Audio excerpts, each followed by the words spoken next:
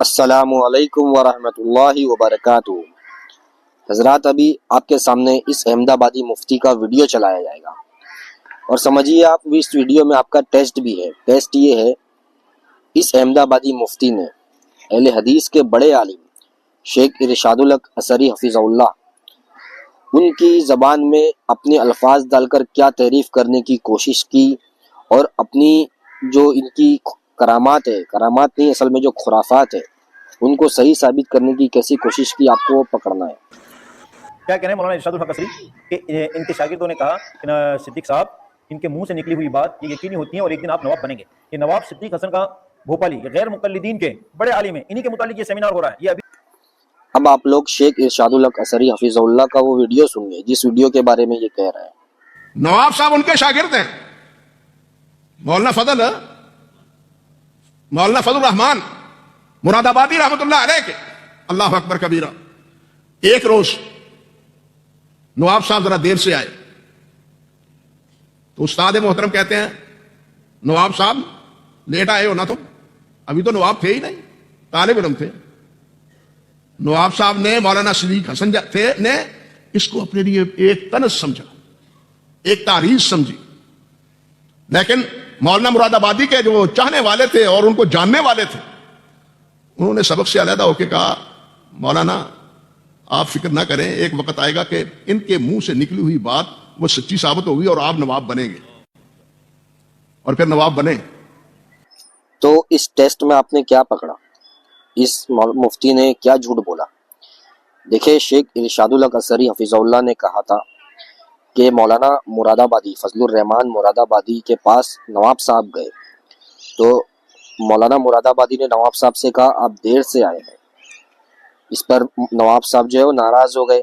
جب وہ سائیڈ میں ہٹے تو مولانا مراد آبادی کے کچھ چاہنے والے اور ان کو سمجھنے والے جو لوگ تھے، انہوں نے نواب صاحب سے کہا کہ آپ فکر نہ کریں، مولانا کی کہی ہوئی بات سچ ثابت ہوگی اور آپ نواب بنیں گے۔ یہ کہا نا، مولانا کی کہی ہوئی بات سچ ثابت ہوگی اور آپ نواب بنیں گے۔ لیکن اس کرامتی مفتی نے کیا کیا؟ اس جملے میں تعریف کرتے ہوئے کہا کہ مولانا کی بات یقیناً سچ ہوگی اور آپ نواب بنیں گے۔ اب یہاں پہ اس نے یقیناً کا الفاظ ڈال کے اس کو غیب کی بات ثابت کرنے کہا کہ دیکھیں یہاں پہ غیب کی پیشن گوئی کر رہے ہیں۔ اب دیکھیں، ایک معاملہ تھا سیاسی نواب بننے کا۔ اب سیاسی معاملہ دیکھیں نواب بننے کا ہے تو آج کے طور پہ اگر کسی کو سیاسی بصیرت ہو تو وہ کہہ سکتا ہے نا کہ یوگی جو ہے وہ کل کو پی ایم بن سکتے ہیں، بنیں گے۔ یقیناً کے الفاظ ہٹا کے کہہ سکتے ہیں نا یوگی پی ایم بنیں گے۔ اسی طرح کوئی یہ بھی کہہ سکتا ہے راہل گاندھی پی ایم بنیں گے جس کو سیاسی بصیرت ہو۔ اسی طرح پڑوس میں ہمارے کوئی کل کو یہ کہہ سکتا ہے کہ عمران خان پی ایم بنیں گے اپنی سیاسی سوجھ بوجھ کے تحت، سیاسی بصیرت کے تحت۔ تو یہاں پہ معاملہ انہوں نے یقیناً کے ساتھ نہیں کہا تھا بلکہ اپنی سیاسی سوجھ بوجھ کے تحت کہا تھا۔ اب مولانا اس نے کیا کیا، مفتی نے وہاں پہ یقیناً کے الفاظ ڈال کے شیخ ارشاد الحق اثری حفظ اللہ کے کلمے میں تحریف کرنے کی کوشش کی۔ جو انہوں نے کلمات کہے تھے اس میں تحریف کی۔ اس سے کیا ہوا؟ اس سے یہ بات جو تھی، یہ بات جو ایک پیشن گوئی کے طور پر بن گئی اور ایک غیبی پیشن گوئی کے طور پر بن گئی کہ دیکھو یہاں پہ یہ غیب کی خبریں سنا رہی، یقیناً کے الفاظ کے ساتھ کہہ رہے۔ تو اب آگے مفتی صاحب شیخ ارشاد الحق اثری کی زمانی ایک اور کرامت کا ذکر کرتے ہیں کہ شیخ ارشاد الحق اثری حفظ اللہ نے کہا کہ مولانا مراد آبادی نے کہا نواب صاحب کے لیے جنت لکھ دی گئی، اور تم لوگ اعتراض کرتے ہو اہل حدیث لوگ کہ ہماری کتابوں میں دیکھو یہ جنت جہنم کے واقعات لکھے ہیں، کرامات کے ذریعے جنت میں یہ ہو رہا ہے، جہنم میں یہ ہو رہا ہے۔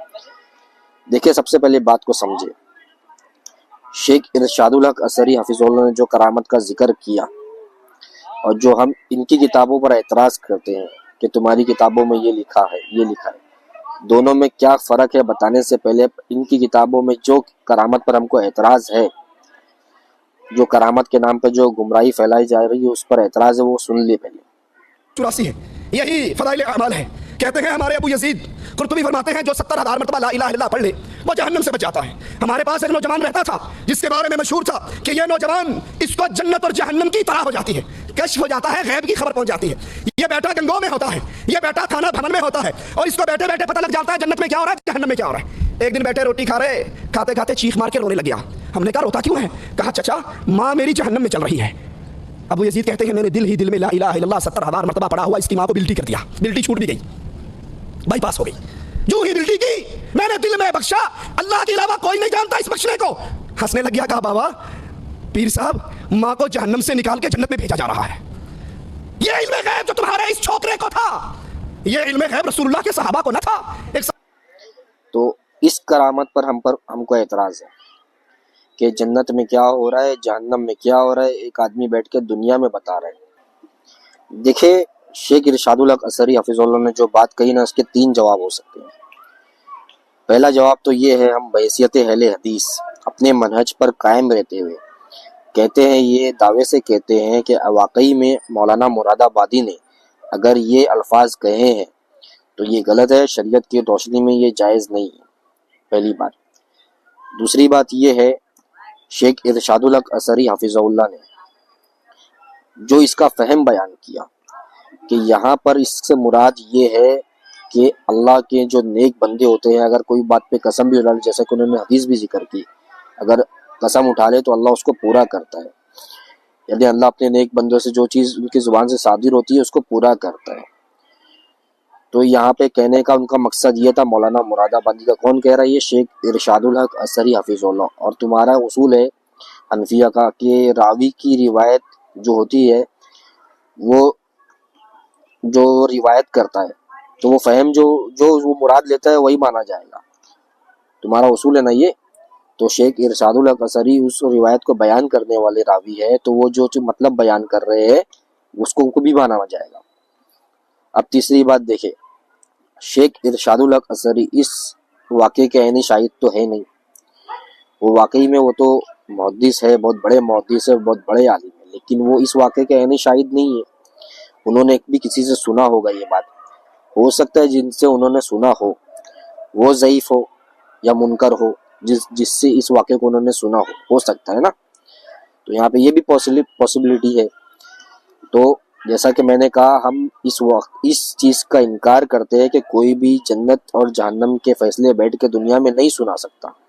کیا آپ میں اتنی ہمت ہے یہ بات کہنے کی کہ تمہارے اندر جو تمہاری اس پہ لکھا ہے اس کو رد کرنے کی، اس پر تنقید کرنے کی ہمت ہے؟ ہاں یہ واقعہ غلط ہے، نہیں ہے ہمت نہ ہماری طرح.